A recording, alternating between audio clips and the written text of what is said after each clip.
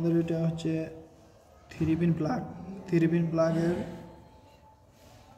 মাধ্যমে আমাদের এই নন ফস টাইপ স্যামসাং ফ্রিজের সংযোগ দেওয়া আছে।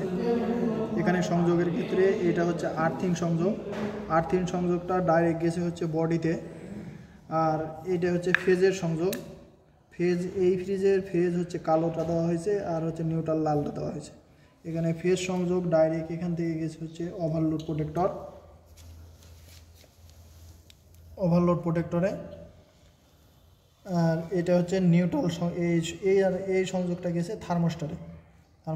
আর এই নিউট্রাল সংযোগ গেছে হচ্ছে আমাদের ডোর সুইচ, কেবিনের বাল্ব, আর হচ্ছে কুলিং ফ্যান, ডিফ্রস্ট হিটার। আর আমাদের এটা হচ্ছে টাইমারের এটা হচ্ছে ফেজ সংযোগটা ডাইরেক্ট থার্মোস্টার থেকে চলে আসছে। থার্মোস্টার থেকে এখানে আমাদের হলো ক্যাপাসিটারের মাধ্যমে সংযোগ হয়েছে। এখানে ক্যাপাসিটার দ্বারা ডাইরেক্ট নিউট্রালের সংযোগ গেছে হচ্ছে রিলেতে, আর এটা হচ্ছে স্টার্টিং সংযোগে গেছে রিলের অপর প্রান্তে। এটা ক্যাপাসিটার, এই ক্যাপাসিটার হচ্ছে 5 মাইক্রোফ্যারাড। এটা কম্প্রেসারে ব্যবহার করা হয়েছে।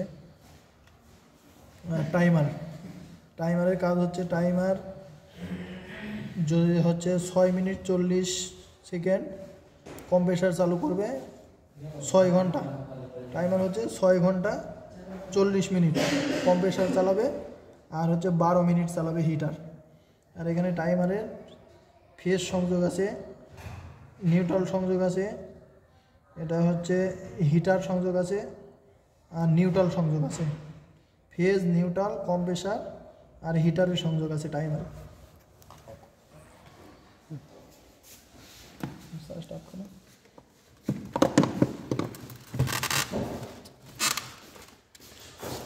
এটা হচ্ছে কুলিং ফ্যান, আর এটা থার্মোস্টারের সংযোগ। থার্মোস্টারে এই হলুদ তারটা গেছে হচ্ছে টাইমারে, আর এটা তার আসছে এখানে থার্মোস্টারের সংযোগ হয়েছে। এটা আমাদের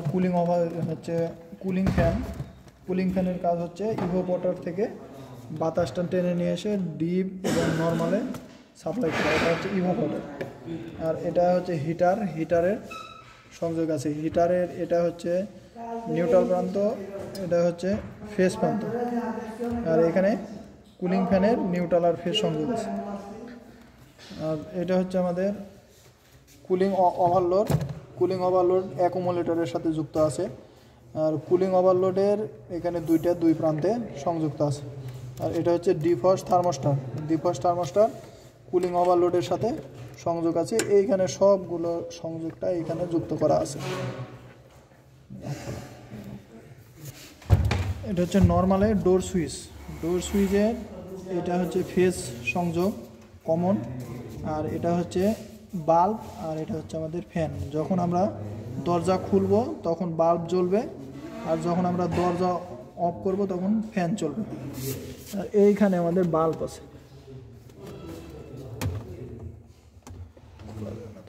আর এটা আমাদের নন ফস ফ্রিজের নর্মাল চেম্বার, এটা ডিপ চেম্বার।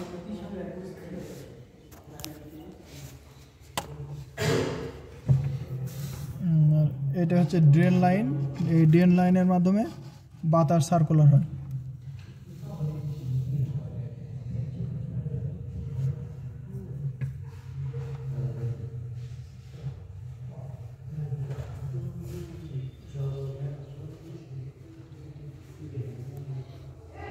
এটা হচ্ছে কুলিং ওভারলোড।